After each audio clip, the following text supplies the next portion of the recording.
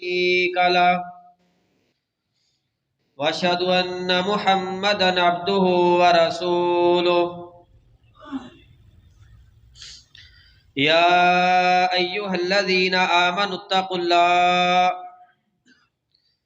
حق تقاته ولا تموتن الا وانتم مسلمون يا ايها الذين امنوا اتقوا الله وقولوا قولا سديدا يصلح لكم أعمالكم ويغفر لكم ذنوبكم ومن يطع الله ورسوله فقد فاز فوزا عظيما يا أيها الناس اتقوا ربكم الذي خلقكم من نفس واحدة وخلق منها زوجها وبث منهما رجالا كثيرا ونساء واتقوا الله الذي تساءلون به والأرحام إن الله كان عليكم رقيبا أما بعد فإن خير الحديث كتاب الله وخير الهدي هدي محمد صلى الله عليه وسلم وشر الأمور محدثاتها وكل محدثة بدعة وكل بدعة ضلالة وكل ضلالة في النار سبحانك لا علم لنا إلا ما علمتنا وعلمنا ما ينفعنا وزدنا علما رب اشرح لي صدري ويسر لي أمري واحلل عقدة من لساني يفقهوا قولي رب زدني علما رب زدني حلما رب زدني فهما رب زدني عملا اللهم صل على محمد وعلى آل محمد كما صليت على إبراهيم وعلى آل إبراهيم إنك حميد مجيد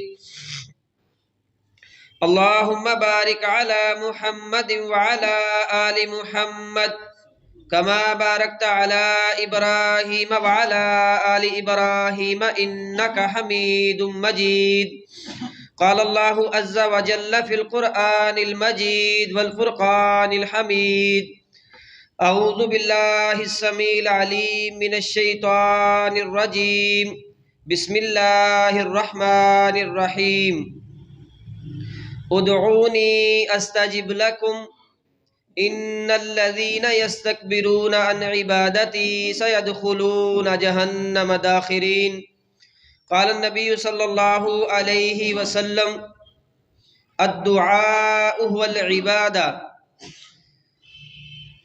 ہر قسم کی حمد و ثنا بڑائی کبریائی تعریفات و تسبیحات تمجیدات تقدیسات تکبیرات اللہ وحدہ لا شریک کی ذات کے لیے جو اکیلا پوری کائنات کا داتا مشکل کشا حاجت روا غریب نواز غوث اعظم دستگیر گنج بخش رنج بخش لجپال بگڑی بنانے والا ڈوبی ہوئی بیڑیوں کو پار لگانے والا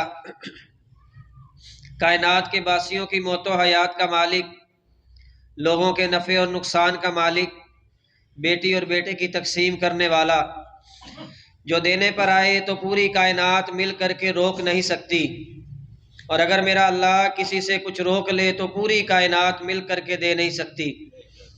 درود و سلام میرے اور آپ کے پیر و مرشد ہمارے رہبر و رہنما دونوں جہانوں کے لیے رحمت بن کے آنے والے پیارے پیغمبر امامنا فی الدنیا و امامنا فی الآخرہ و امامنا فی الجنہ جناب محمد الرسول اللہ صلی اللہ علیہ وسلم کی ذات اقدس و اطہر پر اعلیٰ اور بالا پر۔ معزز اور مکرم سامعین، عزیز دوستوں اور بزرگوں، آج میں جس موضوع پر آپ کے سامنے گفتگو کرنے کا ارادہ رکھتا ہوں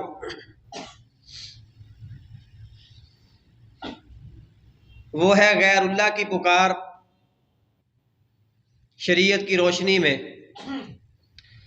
رجب کا مہینہ ہے اور رجب کے مہینے میں سیدنا علی المرتضیٰ رضی اللہ تعالی عنہ کی پیدائش ہوئی تھی، ولادت ہوئی تھی، اور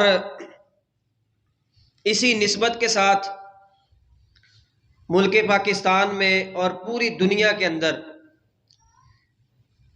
سیدنا علی المرتضیٰ رضی اللہ تعالی عنہ کے بارے میں ایک خاص عقیدہ پایا جاتا ہے۔ اگر بات صرف یہاں تک ہوتی کہ ان کی شان اور عظمت کو ماننا اور تسلیم کرنا اور اس کو اپنے دل میں رکھنا، تو یہ ہر مسلمان جو کلمہ پڑھنے والا ہے یہ اس کے دل میں موجود ہے، اور اس شان اور عظمت کو ایمان سمجھ کے تسلیم کرنا یہ ایمان ہے۔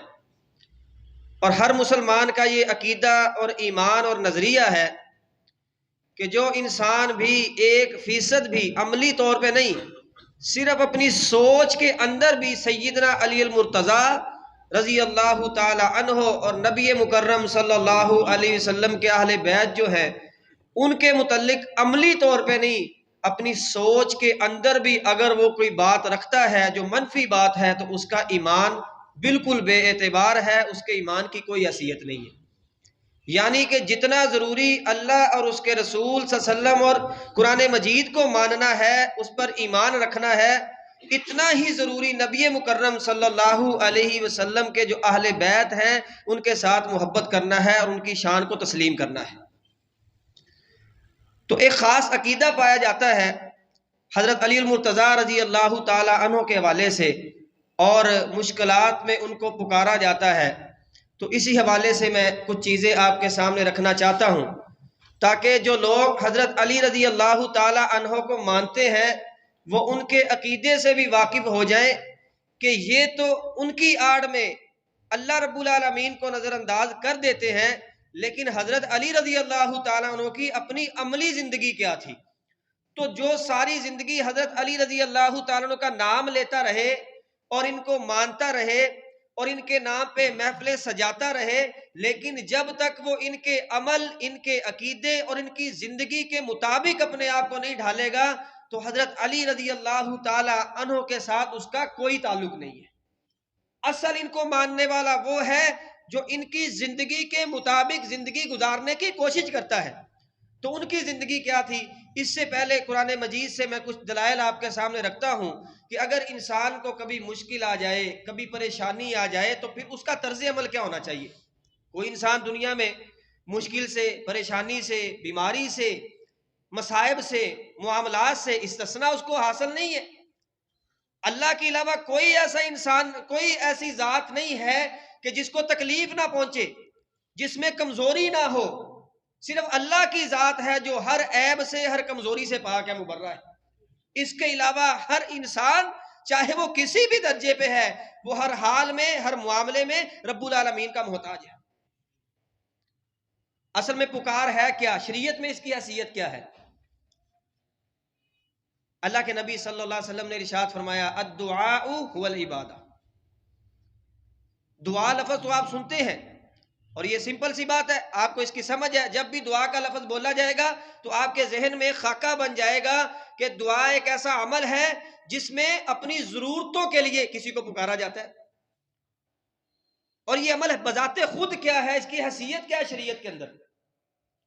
آج لوگ اگر نماز پڑھتے ہیں، روزے رکھتے ہیں اور دیگر معاملات کرتے ہیں اور دعا کو اپنی زندگی کا حصہ نہیں بناتے، دعا کو اپنی زندگی کا حصہ نہیں بناتے اور اس دعا کو رب کے ساتھ خاص نہیں کرتے، اللہ رب العالمین نے ان لوگوں کو متکبرین، تکبر کرنے والوں میں شمار کیا۔ مہینے گزر جاتے ہیں، سال گزر جاتے ہیں، کبھی ہاتھ ہی نہیں اٹھایا اللہ کے سامنے، کبھی مانگا ہی نہیں اللہ سے، ضرورتیں سامنے رکھی نہیں اپنی۔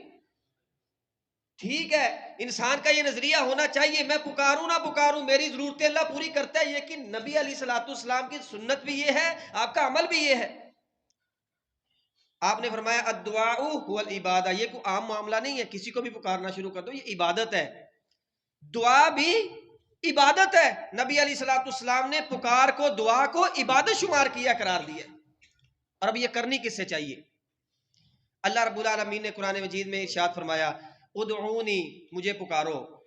واضح الفاظ ہیں، ادعونی، مجھے پکارو، استجب لکم، اللہ خود فرما رہے مجھے پکارو، استجب لکم، تمہاری پکار کو، تمہاری دعا کو میں قبول کروں گا، صرف سنوں گا نہیں، جو مانگو گے عطا بھی کروں گا۔ ان الذین یستکبرون عن عبادتی، بے شک وہ لوگ جو تکبر کرتے ہوئے، اپنے آپ کو بڑا سمجھتے ہوئے، عن عبادتی، ہماری عبادت سے پرہیز کرتے ہیں، بچتے ہیں اور دور رہتے ہیں اور اس عمل کو اپناتے نہیں ہیں، سیدخلون جہنم داخرین، ان قریب ہم ایسے لوگوں کو جہنم کے اندر داخل کریں گے۔ پتہ یہ چلا دعا مانگنا عبادت ہے، اور دعا نہ مانگنا یہ تکبر ہے، اور غیر اللہ سے دعا مانگنا شریعت اس کی اجازت نہیں دیتی، کیونکہ یہ شرک ہے۔ اللہ رب العالمین نے دعا مانگنے والوں کا اور جن سے اللہ کے علاوہ دعا مانگی جاتی ہے ان کی کیفیت بیان کی ہے رب العالمین۔ وَمَنْ أَضَلُّ مِمَّنْ يَدْعُو مِن دُونِ اللَّهِ مَن لَّا يَسْتَجِيبُ لَهُمْ إِلَى يَوْمِ الْقِيَامَةِ وَهُمْ عَن دُعَائِهِمْ غَافِلُونَ۔ یہ میری اپنی باتوں نہیں ہے، یہ کوئی قصہ کہانی نہیں ہے، یہ قرآن کی آیت ہے، اور اس کے ترجمے کو ہر بندہ سمجھ سکتا ہے، پڑھا لکھا ہونا ضروری نہیں ہے، جس کی سماعت ہے نہ سن سکتا ہے، جب وہ ان الفاظ کو سنے گا بخوبی سمجھ جائے گا۔ اللہ فرماتے ہیں وَمَنْ أَضَلُّ مِمَّنْ يَدْعُو مِن دُونِ اللَّهِ،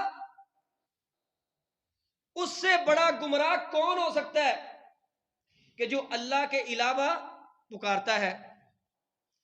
وَمَنْ أَضَلُّ مِمَّنْ يَدْعُو مِن دُونِ اللَّهِ، اس سے بڑا گمراہ کون ہو سکتا ہے جو اللہ کے علاوہ پکارتا ہے، کس کو؟ مَن لَّا يَسْتَجِيبُ لَهُمْ إِلَىٰ يَوْمِ الْقِيَامَةِ، ان کو پکارتا ہے جو قیامت کے دن تک اس کی بات سن ہی نہیں سکتے۔ کتنی مضبوط دلیل ہے، کتنے واضح الفاظ ہیں۔ اس سے بڑا گمراہ کون ہو سکتا ہے؟ دین سے ہٹا ہوا، قرآن سے دور، حدیث سے دور، اسلام سے دور، رسول اللہ سے دور، اللہ سے دور، اس سے بڑا گمراہ کون ہو سکتا ہے جو ان لوگوں کو پکارتا ہے جو قیامت تک اس کی دعا۔ یہ سمپل ترجمہ ہے، میں اپنی طرف سے نہیں کر رہا، آپ خود بھی کھول کے دیکھیں گے تو سامنے نظر آ جائے گا۔ جو اللہ کے علاوہ ان کو پکارتا ہے جو قیامت تک اس کی پکار کو سن ہی نہیں سکتے۔ بھائی پورا کرنا تو بات کی بات ہے نا، وہ تو سن ہی نہیں سکتے۔ وَهُمْ عَن دُعَائِهِمْ غَافِلُونَ، اللہ فرماتے ہیں ان کی کمزوری، ان کی لاچاری، ان کی بے بسی اس قدر ہے کہ وہ ان کی دعاؤں سے ویسے ہی غافل ہے، ان کو پتہ ہی نہیں ہے مجھے کون پکار رہا ہے، مجھے کون کیا کہہ رہا ہے۔ یہ قرآن کے الفاظ ہیں اور یہ سیدھا سیدھا ترجمہ ہے آپ کے سامنے۔ اور پھر ہم خیانت کرتے ہیں، ہم ناانصافی کرتے ہیں، ہم ظلم کرتے ہیں۔ جب نماز میں کھڑے ہوتے ہیں اور ہم کیا کہتے ہیں؟ ایاک نعبد و ایاک نستعین، ہر بندہ پڑھتا ہے، اور اس وقت یہ نظریہ بھی شاید اس کا یہی ہوتا ہے کہ اللہ ہم صرف تیری ہی عبادت کرتے ہیں اور تجھی سے مدد طلب کرتے ہیں، یہ اس کا قول ہے۔ لیکن جب فعل کی باری آتی ہے تو پھر اللہ کے علاوہ غیر اللہ کو، اور وہ غیر اللہ جو دنیا سے جا چکے ہیں، حاضر بھی نہیں ہے، سامنے بھی نہیں ہے، پھر ان کے نام لے لے کے ان سے بیٹے مانگتا ہے، ہاں جی، ان سے شفا مانگتا ہے، ان سے اپنی قسمت کے فیصلے کرواتا ہے۔ اللہ کے نبی صلی اللہ علیہ وسلم کا کیا طرز عمل تھا اس حوالے سے؟ اور پہلے تو ایسے ہوتا تھا، جو ہے وہ قبروں پہ جا کے لوگ ایسا کرتے تھے، کسی درخت میں کسی کی کرامت دیکھ لی، وہاں درخت کے سامنے جا کے کہنا شروع کر دیا، کسی پتھر کے سامنے جا کے کہنا شروع کر دیا۔ لیکن اب مسجدیں محفوظ نہیں ہیں، مسجدیں محفوظ نہیں ہیں، حالانکہ اللہ رب العالمین نے سورہ جن کے اندر 29ویں پارے میں واضح فرمایا وَأَنَّ الْمَسَاجِدَ لِلَّهِ فَلَا تَدْعُوا مَعَ اللَّهِ أَحَدًا۔ بریلوی بھائی کی مسجد ہو، اہل حدیث کی مسجد ہو، کسی دیوبندی بھائی کی مسجد ہو، کوئی تقسیم نہیں ہے۔ فرمایا جس عمارت پہ مسجد کا لفظ بولا جاتا ہے، جس کو مسجد سمجھا جاتا ہے، وہ کسی بھی مسلک کی ہے، وہ دنیا کے کسی بھی کونے میں ہے، للہ، اللہ کے لیے، فلا تدعوا مع اللہ احدا، مسجدوں میں آنے والوں اللہ کے ساتھ ان مساجد میں کسی اور کو نہ پکارو۔ ہزاروں ویڈیوز موجود ہیں، کھڑے مسجد میں ہیں، آئے عبادت کے لیے ہیں، آئے اللہ کے در پہ ہیں لیکن پکار کس کو رہے ہیں؟ وَهُمْ عَنْ دُعَائِهِمْ غَافِلُونَ، جو ان کی دعا سے ویسے ہی غافل ہے. قیامت والے دن اللہ ان کو چیلنج کرے گا. اس کا بھی نقشہ قرآن نے کھینچا ہے کہ جن کو تم دنیا میں پکارتے تھے لاؤ ذرا ان کو. ہر بندہ پھر دوڑے گا، دکھائے گا بھی اللہ ان کو، کہیں گے اللہ ہمارا تو قصور، ہمیں تو پتہ ہی نہیں تھا، ہمیں تو پتہ ہی نہیں تھا. اور کئی بزرگوں نے تو اپنی زندگی میں اس بات کا اظہار بھی کیا، لوگوں کو آگاہ بھی کر دیا، ان کو پتہ تھا اس امت کے مزاج کا. پیر علی حجویری رحمہ اللہ واضح الفاظ لکھے ہیں ان کی کتابوں میں، ان کے حالات زندگی میں برات کا اظہار کرتے ہیں اس بات سے کہ ان کو داتا کہا جائے، اور عاجزی کے ساتھ کہتے ہیں تو کون ہے اللہ کے مقابلے میں، تیری تو حیثیت ہی کوئی نہیں ہے. لوگ تیرے بارے میں داتا کا عقیدہ رکھتے ہیں، لیکن آج رکھتے ہیں. لوگ کہتے ہیں ایک ایک دن کا سارا دودھ، وہ 20 من ہو، وہ 50 من ہو، وہ 100 من ہو، وہ جانا ہی جانا ہے. لیکن وہ بزرگ خود کیا کہہ رہے ہیں اپنے بارے میں، اپنی زندگی کے بارے میں، اپنے رب کے بارے میں ان کا اظہار کیا ہے، اس کو سمجھتا ہی کوئی نہیں ہے. اب آتے ہیں اللہ کے نبی علیہ الصلوۃ والسلام کی احادیث کی طرف. رسول اللہ صلی اللہ علیہ وسلم کے چچا زاد بھائی عبداللہ بن عباس رضی اللہ تعالیٰ عنہ، ابھی چھوٹی عمر ہے، اور نبی علیہ الصلوۃ اپنے بچوں کو سمجھایا کریں. صرف یہ نہیں ہے کہ بچے کو یہ بتانا ہے کہ 6 بجے اٹھنا ہے، 7 بجے تک فریش ہونا ہے، 8 بجے سے پہلے سکول پہنچنا ہے، جب واپس 2 بجے آنا ہے، 3 سے پہلے ٹیوشن جانا ہے، ٹیوشن سے آ کے پھر آرام کرنا ہے. صرف یہ نہیں، ان کو عقیدہ بتانا ہے. رسول اللہ کا عقیدہ کیا تھا؟ یہ پختگی کی عمر ہوتی ہے، یہ سیکھنے کی عمر ہوتی ہے. اللہ کے نبی علیہ الصلوۃ والسلام نے الگ الگ مردوں کی تربیت الگ کی، عورتوں کی الگ کی، بچوں کی الگ کی. چھوٹی عمر کے ہیں. آپ علیہ الصلوۃ والسلام نے ارشاد فرمایا عبداللہ جب بھی تو سوال کرے تو اللہ سے کرنا ہے، جب بھی تو سوال کرے اللہ سے کرنا ہے، اور جب بھی تجھے ضرورت پڑے مدد کی تو رب العالمین سے مدد طلب کرنی ہے. یہ کہنے والے کون ہیں؟ جناب محمد رسول اللہ صلی اللہ علیہ وسلم. اور کہا کن کو ہے؟ جو ان کے چچا زاد بھائی ہیں، ان کے صحابی ہیں، مفسر قرآن عبداللہ بن عباس رضی اللہ تعالیٰ عنہ. یہ نبی علیہ الصلوۃ والسلام کا مزاج تھا، اور جن کے بارے میں یہ عقیدہ رکھا جاتا ہے سیدنا علی المرتضیٰ رضی اللہ تعالیٰ، ان کا اپنا عقیدہ کیا تھا؟ ان کا اپنا عقیدہ اپنے رب کے بارے میں کیا تھا؟ پہلی بات ان کے بارے میں یہ کہی جاتی ہے کہ وہ بیت اللہ کے اندر یعنی کعبہ کے اندر پیدا ہوئے تھے. اگر یہ بات مان بھی لی جائے، ورنہ یہ دنیا میں کہیں بھی ثابت نہیں ہے، کسی حدیث کی کتاب میں، کسی مستند تاریخی کتاب میں لکھا ہی نہیں ہے کہ حضرت علی المرتضیٰ رضی اللہ تعالی عنہ یہ ان کی جو پیدائش ہے وہ بیت اللہ کے اندر ہوئی ہے. یہ کہیں بھی ثابت نہیں ہے. آن دا ریکارڈ میں یہ بات کر رہا ہوں. اور اگر ثابت ہو بھی جائے تو کیا ان کی فضیلت بیت اللہ میں پیدا ہونے کی وجہ سے ہے؟ کیوں جی؟ سوال ہے آپ سے، کیا بیت اللہ میں پیدا ہونا صرف یہی فضیلت ہے ان کی؟ نہیں، ان کے فضائل کیا کہنے، کسی بھی انداز سے دیکھ لیں. نسب کو دیکھیں تو فضیلتیں ہی فضیلتیں، اگر اسلام لانے کی عمر کو دیکھیں، جذبات کو دیکھیں تو فضیلتیں ہی فضیلتیں، اگر رسول اللہ صلی اللہ علیہ وسلم سے رشتہ داری دیکھیں تو فضیلتیں ہی فضیلتیں، اور اگر ان کی ذاتی زندگی دیکھیں، ان کا عمل دیکھیں، اسلام پہ ایمان پہ مضبوطی دیکھیں تو فضیلتیں ہی فضیلتیں. ان کی تو ساری زندگی فضیلت سے بھری ہے. اور بھئی ساری فضیلتیں ایک طرف کر دیں، اللہ کے نبی صلی اللہ علیہ وسلم کا یہ فرمان ہی ان کے لیے کافی ہے، میری امت کے لوگوں اللہ سے ڈرو، جس طرح تم نے قرآن کو مضبوطی سے پکڑا ہے میرے اہل بیت کو بھی مضبوطی سے پکڑو. اتنا ہی کافی ہے. سواری پہ بیٹھے ہیں، اور جب سواری پہ بیٹھتے ہیں، میں آپ سے تو نہیں پوچھوں گا، خیر توجہ دلا دیتا ہوں، ممکن ہے نیکسٹ پوچھ بھی لوں کیونکہ میرا حق ہے، آپ میرے بھائی ہیں، میرا آپ کا ایمان کا اسلام کا تعلق ہے، اور ایک دوسرے کی اصلاح کرنا یہ ایک عظیم عمل ہے جس کے لیے ہمیں پیدا کیا گیا ہے. جب سواری پہ بیٹھے تو دعا پڑھی. اب میں یہ نہیں کہتا کہ آپ کو کس کس کو یہ دعا آتی ہے، اتنا ضرور کہتا ہوں کہ جو سواری پہ بیٹھتے وقت دعا پڑھ لیتا ہے رب العالمین اس کو اس دن بھی، اور اگر وہ ہمیشگی اختیار کرتا ہے تو ہمیشہ کے لیے اللہ اس کو حادثات سے بچا لیتے.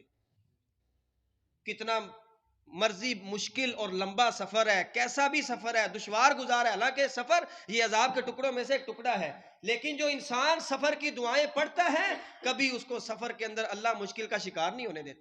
سفر کی دعائیں یاد کریں. سواری پہ بیٹھے تو دعا پڑھی سبحان الذی سخر لنا ھذا وما كنا له مقرنین وانا الی ربنا لمنقلبون. زیادہ نہیں تو اتنی دعا تو لازمی ہر ایک کو آنی چاہیے. وہ سائیکل پہ سفر کرے، وہ بائک پہ کرے، وہ گاڑی پہ کرے، وہ تھوڑا سفر کرے، وہ زیادہ کرے، اتنی دعا ہر انسان کو آنی چاہیے اور پڑھنی چاہیے. اب اس کا ترجمہ کیا ہے؟ اگر ترجمے پہ غور کرے تو حضرت علی اپنا عقیدہ بیان کر رہے ہیں، اور اگر دنیا میں ان کے ماننے والوں کی جو ہے وہ طرز عمل پہ غور کریں تو ان کا عقیدہ اس کے مطابق نہیں ہے. تو جب ان کا عقیدہ حضرت علی کے مطابق نہیں ہے تو پھر وہ چاہے ساری زندگی نعرے لگاتے رہے، جو مرضی کرتے رہے، ان کا حضرت علی کے ساتھ کوئی تعلق نہیں ہے جب تک وہ ان کے عقیدے کو نہیں مانتے. سمپل سا سبحان الذی سخر لنا ھذا، پاک ہے وہ ذات، سخر لنا ھذا، جس نے اس سواری کو، وہ کوئی بھی سواری ہے، ہمارے لیے مسخر کیا. وما کننا لہ مقرنین، کہا تو یہ جاتا ہے نا کہ حضرت علی المرتضیٰ رضی اللہ تعالی عنہ مشکل کشا ہیں، اور ان کو مشکل کشا کے طور پہ پکارا بھی جاتا ہے، کہا یہ جاتا ہے، لیکن حضرت علی کیا فرما رہے ہیں؟ وما کننا لہ مقرنین، قابو میں تو اللہ نے ہمارے دیا ہے اس سواری کو، میں بذات خود تو اس کو قابو کرنے کے بھی قابل نہیں ہوں. یہ قرآن کے الفاظ ہیں اور یہ سمپل ترجمہ ہے اس کا. وما کننا لہ مقرنین، اس سواری کو ہمارے قابو میں اللہ نے کیا ہے، اس کو ہمارے لیے مزین میرے رب نے کیا ہے، ہم تو اس کو بھی قابو کرنے کے قابل نہیں ہیں. آج ہم اولاد بھی، مشکلات میں آسانیاں بھی، بیماریوں میں جو ہے وہ شفا بھی، غربت میں غنا بھی کس سے مانگتے ہیں؟ ان سے مانگتے ہیں جو کہتے ہیں کہ میں تو سواری کو بھی اپنے قابو کرنے کے وَإِنَّا إِلَىٰ رَبِّنَا لَمُنْقَلِبُونَ، اور ضرور ضرور ہم نے اپنے رب کی طرف لوٹ کے جانا ہے. یہ حضرت علی کا عقیدہ ہے. کس کے پاس ہے یہ عقیدہ؟ جو یہ عقیدہ رکھتا ہے وہ اصل میں علی المرتضیٰ رضی اللہ تعالی عنہ کا محب ہے، ان سے محبت کرنے والا ہے، ان کو ماننے والا ہے. اور انشاءاللہ میں یہ کہتا ہوں کل قیامت کا دن ہوگا، وہ حضرت علی رضی اللہ تعالیٰ عنہ کے ساتھ کھڑا ہوگا. اور جو ان کے عقیدے کو نہ مانے، ان کی بنیادی چیز کو نہ مانے، تو پھر وہ کیسے ہو سکتا ہے کہ اس کا حضرت علی کے ساتھ کوئی تعلق ہو؟ اللہ کے نبی علیہ الصلوۃ والسلام کے پاس آئے، یا رسول اللہ، آپ کے بیٹے، آپ کے نواسے سیدنا حسن و حسین رضی اللہ تعالیٰ عنہ بیمار ہیں، بخار ہے، اتر نہیں رہا. نبی علیہ الصلوۃ والسلام فرمایا روزے رکھو.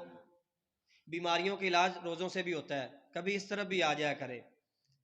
مہنگے مہنگے ٹیکے، مہنگی مہنگی گولیاں، مہنگی مہنگی ڈرپیں اور مہنگے مہنگے اسپتالوں میں جا کے اپنا پیسہ نہ اجاڑا کرے.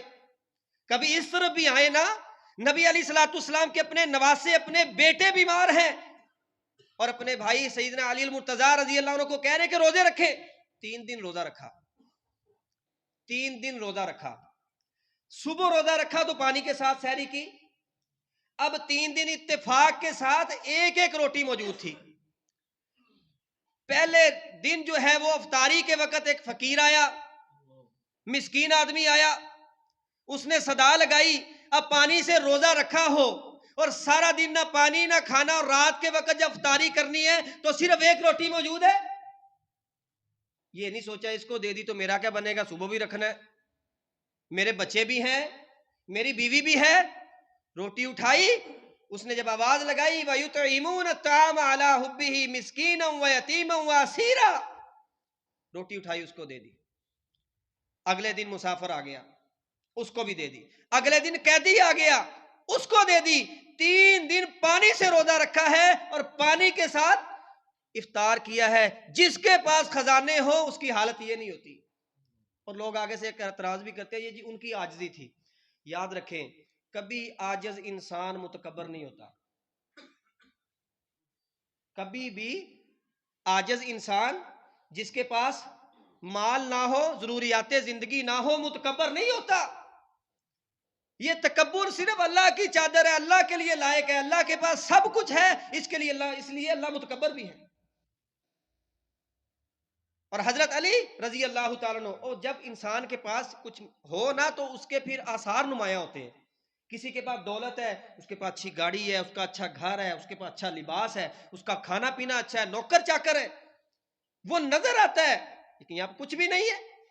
3 دن روزے رکھے اور 3 دن سحری بھی پانی سے، افطاری بھی پانی سے، اور ایک دن ماجی فاطمہ رضی اللہ تعالیٰ عنہ آتی ہیں، یا رسول اللہ صلی اللہ علیہ وسلم یہ ہاتھ چھالے بن چکے، ہاتھ زخمی ہے، چکی چلا چلا کے، کوئی غلام ہی دے دے جو میری ہیلپ کرے۔ اللہ کے نبی صلی اللہ علیہ وسلم نے فرمایا فاطمہ رضی اللہ تعالیٰ عنہ غلام تو نہیں ہے، لیکن ایک وظیفہ بتاتا ہوں، اگر تو وہ رات کے وقت وظیفہ کرے گی تو تیری ساری تھکاوٹیں اللہ دور کر دے گا۔ ایسی زندگی گزری ہے، جب تو بستر پہ جائے 33 مرتبہ سبحان اللہ، 33 مرتبہ الحمدللہ، 34 مرتبہ اللہ اکبر پڑھ، اللہ تیرے سارے دن کی تھکاوٹوں کو دور کر دے گا۔ رات کے وقت لوگ گولیاں کھاتے ہیں، کیپسول کھاتے ہیں اور پتہ نہیں کیا کچھ کھاتے ہیں، میری تھکاوٹ اتر جائے، مجھے نیند آ جائے، کبھی نبوی نسخوں کی طرف آئیں، آپ کے سارے معاملے اللہ حل کر دے گا۔ اور آنکھیں دکھ رہی ہیں، اتنی دکھ رہی ہیں کہ خیمے سے باہر نہیں آ سکتے، خیبر کا موقع ہے۔ جو مشکل کشا ہو، جو حاجت روا ہو، جس کے پاس خزانے ہو، جو دوسروں کی ضرورت پوری کرنے والا ہو، کبھی وہ کسی کمزوری کے اندر مبتلا نہیں ہوتا۔ حضرت علی رضی اللہ تعالیٰ کے بارے میں بتایا گیا کہ ان کی آنکھیں دکھ رہی ہیں، بیمار ہیں، اللہ کے نبی علیہ الصلوۃ والسلام نے ان کی آنکھوں پہ اپنا لعاب دہن لگایا، اور اس لعاب میں اتنی برکت تھی، یہ لعاب اگر جابر رضی اللہ تعالیٰ کی ہنڈیا میں پڑے تو بکری کا ایک چھوٹا سا جو ہے وہ لیلا اس کو ذبح کیا گیا، 1400 صحابہ نے کھا لیا۔ اور یہی لعاب جو ہے وہ حضرت علی رضی اللہ عنہ کی آنکھوں پہ لگایا۔ نبی مکرم علیہ الصلوۃ والسلام نے بعد میں کہا کرتے تھے مجھے ایسے لگتا ہے میری آنکھیں کبھی خراب ہی نہیں ہوئی۔ جو آنکھوں کی شفا میں اللہ کا محتاج ہو وہ کبھی مشکل کشا نہیں ہو سکتا۔ اور آپ دیکھیں گے لوگ بڑے وثوق کے ساتھ حضرت علی رضی اللہ عنہ کو پکارتے ہیں۔ دیکھیں ایک طرف میرا بیٹا مصیبت میں ہو، میری اولاد مصیبت میں ہو، اور ایک طرف کوئی اور آدمی جس کے ساتھ میرا کوئی رشتہ نہیں ہے، تو میرا رجحان کدھر ہوگا؟ سب سے پہلے کدھر دوڑوں گا؟ توجہ کدھر ہوگی؟ ساری اولاد نے مصیبتیں برداشت کی، بڑے بیٹے ہیں یہودیوں نے زہر دیا، منافقوں نے شہید ہو گئے، حضرت حسین ہیں اپنے خاندان کے ساتھ ان کو ذبح کر دیا گیا، ظلم و ستم کے پہاڑ توڑے گئے، مدد کے لیے نہیں آئے۔ آپ کی اور میری جن کا کوئی عمل ان جیسا نہیں ہے، جن کا حلیہ ان جیسا نہیں ہے، جن کی خوشی غمی ان جیسی نہیں ہے، وہ کہے کہ میں پکاروں تو میری سن لیں گے؟ اللہ کے مقابلے میں کسی کو پکارنا شریعت اس کی اجازت نہیں دیتی۔ حضرت علی رضی اللہ تعالیٰ نبی علیہ الصلوۃ والسلام کے بھائی تھے، نوجوانوں میں بچوں میں سب سے زیادہ پہلے ایمان لانے والے تھے، رسول اللہ علیہ الصلوۃ والسلام کے دوست تھے، آپ کے داماد تھے، چوتھے خلیفہ تھے، جنت کے اندر نوجوانوں کے سرداروں کے والد تھے، نبی مکرم علیہ الصلوۃ والسلام کے جگر کے ٹکڑے کے خاوند تھے، اور پاکیزہ زندگی گزارنے والے تھے، لیکن مشکل کشا اور حاجت روا شریعت اس سے ممانعت جو ہے وہ اس کا اعلان کرتی ہے۔ ہمیں بھی چاہیے کہ ان کو چوتھا خلیفہ مانیں، اپنے ایمان کا حصہ مانیں، اپنے سکون کا سبب مانیں، اور یقین جانیں یہ ہم نے تقسیم کر دی ان کی محبت کے والے سے نا، ہم نے تقسیم کر دیا۔ ایک نے دعویٰ کیا ہم ہی مانتے ہیں، وہ نہیں مانتا، دوسرا کہتا ہے میں مانتا ہوں، وہ نہیں مانتا، سارے مانتے ہیں، ان کو مانے بغیر گزارا ہی نہیں ہے۔ اور ایک طبقے کو تو ویسے ہی ان کو نکال دیا نا کہ ان کا اہل بیت کے ساتھ کوئی تعلق، کیوں جی کیوں نہیں ہے؟ تعلق تو ہے نا۔ ہماری عملی زندگی کو دیکھیں، ہمارے بچوں کے نام دیکھیں، ہماری بچیوں کے نام دیکھیں، کوئی حسن ہے، کوئی حسین ہے، کوئی فاطمہ ہے، اور اس کے علاوہ کسی کا نام علی ہے۔ یقین جانیں یہ عملی زندگیوں سے پتہ چلتا ہے کہ کون اہل بیت کے ساتھ اور علی المرتضیٰ رضی اللہ تعالیٰ کے ساتھ محبت کرنے والا ہے۔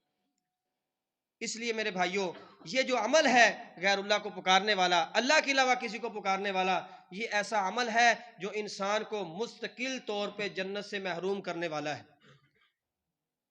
اپنے عقائد کی اصلاح کریں، اور جس ہستی کے ساتھ یقیناً ہمیں سب کے ساتھ محبت ہے، عقیدت ہے، اور اس کے بغیر ہماری زندگی نامکمل ہے، ہمارا ایمان اسلام نامکمل ہے، ان کی زندگیوں کو پڑھیں، مطالعہ کریں اور اس میں تحقیق کریں، اور اصل جو ان کی زندگی کے معاملات تھے ان کو اپنی زندگی پہ لاگو کرنے کی کوشش کریں. یہی دنیا میں بھی کامیابی ہے اور آخرت میں بھی کامیابی ہے. اللہ تعالیٰ سے دعا ہے اللہ جب تک زندہ رکھے اسلام پر رکھے, اہل بیت کی محبت پر رکھے, اور جب موت آئے اسی حالت میں اللہ شہادت کی عظیم موت عطا فرمائے. وآخر دعوانا الحمدللہ رب العالمین.